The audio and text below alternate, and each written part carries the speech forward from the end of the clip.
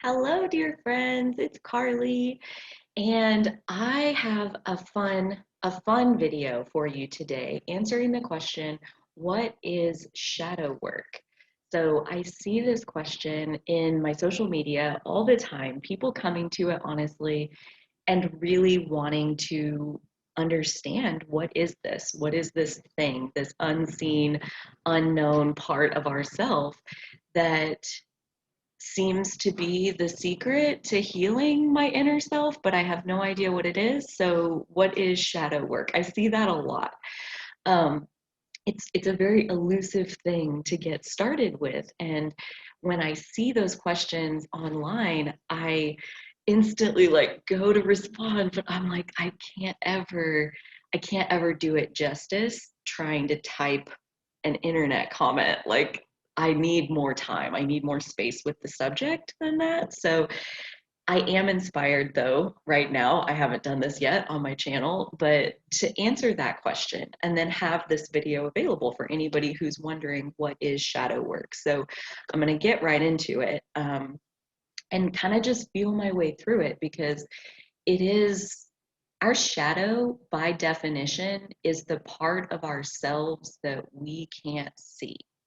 It's out of our conscious awareness. Our shadow lives in our subconscious. Um, it's very much a different facet of your whole self. So there are times that we as people, we sometimes operate from our conscious mind where we're actively choosing how to behave, and we're strategically choosing how to behave and put ourselves out there to meet our objectives. And then there are other times where we act out of our shadow self, and what that means is basically when our shadow side takes over, it's like an inner, like, this is so much easier to explain with an example. So what brought me to shadow work was my jealousy. And if you've ever felt jealous, you understand what I'm talking about when I say, like, it was not ever like a conscious, deliberate choice to feel jealous. It was, I'm jealous. Like, that part had already happened underneath my awareness. Like, by the time it got to where I was aware of it, I was already jealous. That ship had sailed. So that's my shadow now controlling part of my life, because when you're jealous, you act very different than when you're secure in your relationship. And so that shadow part of me that was acting and thinking under my surface, um, my dog's having her breakfast down here, a little distracted. Um, when that guy's calling the shots, we don't always like the outcome, the result that we get as a result of the behavior that we offer. When I was a jealous psycho, my partner wasn't crazy about that. So that stressed the relationship. So that was really honestly where I came to shadow work from, was this place of like, when I start a relationship, it's great. And then the pattern is that when I actually like get to know them and let them in, then my insecurity is just like rampant and out of control. And so to answer that question of why am I insecure, it came to the shadow. Like, nothing in my conscious mind made sense as far as like, where is this insecurity coming from? So I looked to my shadow.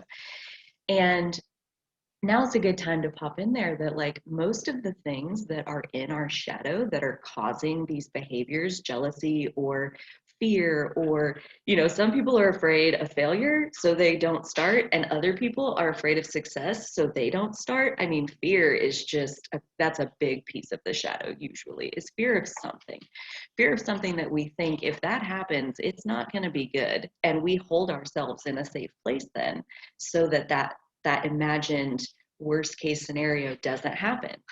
Um, so that's kind of where to start, is like, when I think about the shadow, I'm like, okay, so what happened early on in your life, like first 5 years? Let's look at that. Let's see how that went and see if we can understand um, why you have an insecure attachment style, you know, which is basically the root of jealousy, which was my issue. Like, where would you have picked up an insecure attachment style? And so I'm looking back to my parents, to my siblings, to those first 5 years of life, and there it is. I mean, by the time I was 1 year old, my brother was a month old at my first birthday party. So at my first birthday party, everyone is like, oh, the new baby. And like Carly didn't even get a birthday, you know? Like, so yeah, like I felt abandoned like almost immediately. And then, you know, there's two more brothers like right after that. So that started this pattern of the reality I was able to see where I I was left behind when there was a new shiny thing that was more exciting. I got less and less attention as all of these brothers were born. And so that was something that like totally outside my control. I mean, karma is a whole nother subject, and that is a topic for another video. But when you're treated like that in early childhood, where you're taught that you're not as important as this person, or you know, you need to behave a certain way for us to approve of you, or I mean, there's so many it's so easy for parents to mess up their kids. It's kind of just how it works.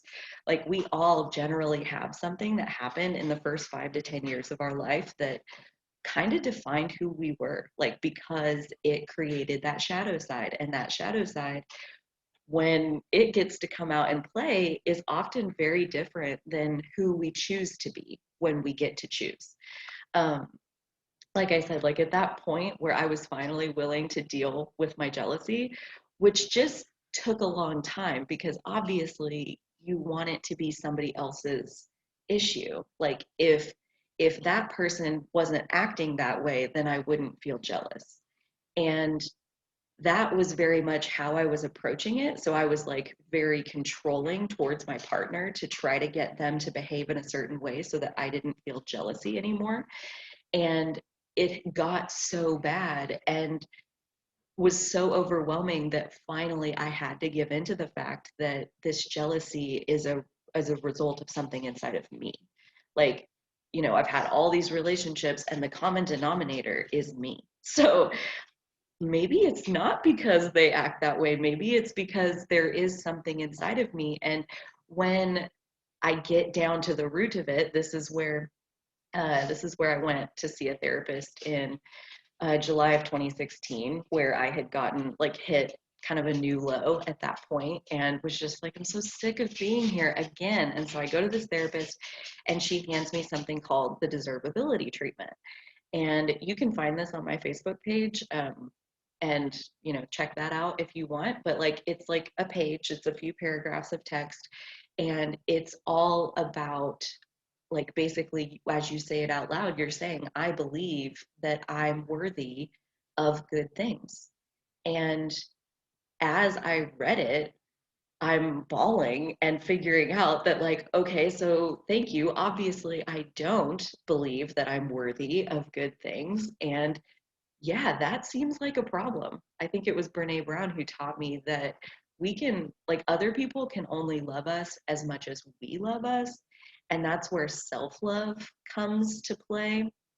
And self love is like meaning all parts of self, not just the self that is the cultivated face that you show to the world, like your social media face where all my pictures are smiling and it's all success and that's all I'm going to share on this avenue, and that's fine. I'm not knocking that at all.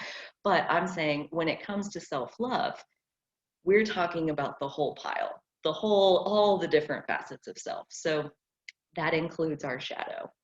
So really, if you come to it, you know, because you have shadow behaviors that are out of control and influencing your life in a negative way, or you're trying to come to a place of self-love, you have to come face to face with your shadow. So understanding what is shadow work, um, I think the main piece of advice that I personally employ in my own life and that I give to anybody else that I talk to about shadow work is don't force it.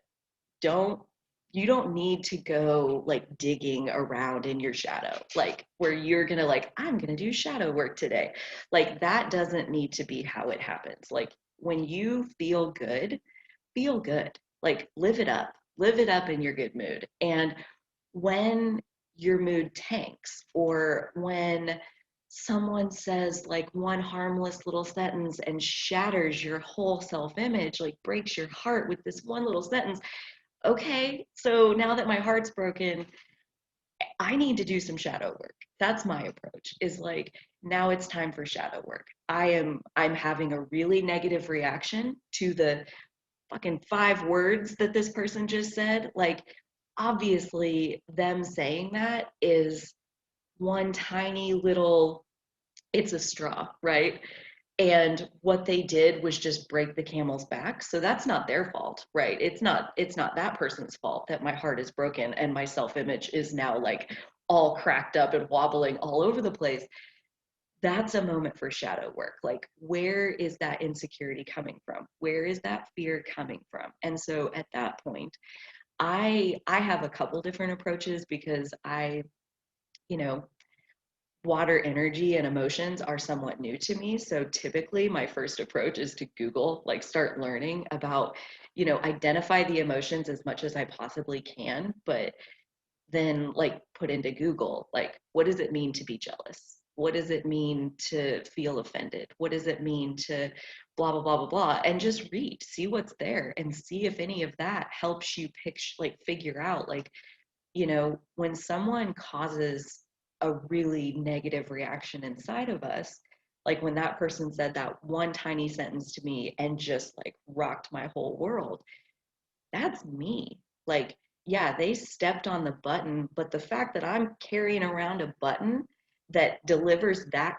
kind of destruction in an instant, I think I want to dismantle that button. I think I want to figure out what is that wired to, because that fucking hurt. That was painful in a hurry. So best that I disable this button, right? So thank you. Thank you, person, for saying that thing and for alerting me that I have this big hairy wound hanging out in my shadow that I need to heal. And it was interesting because the comment that she gave me in that moment was alluding to a doubt in my ability. And I felt so heartbroken that she didn't believe in me. And as I traced it back, like, okay, I'm gonna, do my detective thing and see what this wire is connected to. turns out, turns out that it was connected to my own not believing in myself, my own lack of confidence in what I do, and the fact that I'm ready to do what I'm doing. And for her to touch on that one little button to elude that maybe I'm not ready. And it goes back the wire and it gets in my shadow, and it's this whole thing about, it sounds like I don't deserve to be doing what I'm doing. And it sounds like if you don't deserve it, then like, aren't you a fraud for even trying? Like, if you're not ready, if you're not like qualified, like, how can you be doing all of these things? All of that, all of that is fear. And all of that fear is about keeping me safe. Like, you can pretty much trace that one back to childhood too, where my parents are very factual people and very earth energy kind of people, where we live in the real world and stuff makes real sense, and 2 + 2 = 4, and that's it. Like, that's what we're working with.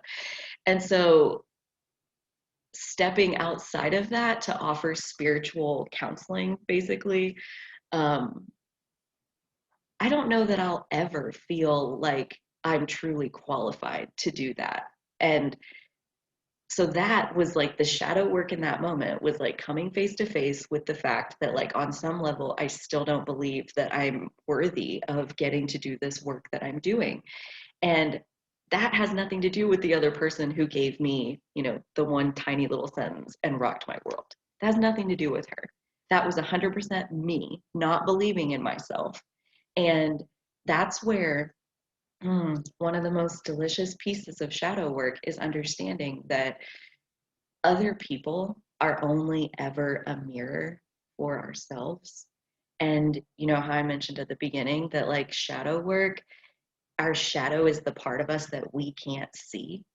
So other people, bless them, other people show up and help us bring our shadow out into the light where we can see it and understand it and heal it and not walk around with buttons that will like rock your world when somebody accidentally steps on it, you know? Like disarming our buttons, that's our job, and that's shadow work. One more analogy and then we'll wrap this up. We could talk for days, years about shadow work, and I probably will because I've done a lot. I've sat in those like harsh emotional thunderstorms and with my journal gone into my body to physically feel like what is this emotional energy that's there. This is okay, this is shame, and this one is definitely fear, and here's what it sounds like, these are the thoughts I'm having, and still try to work my way back to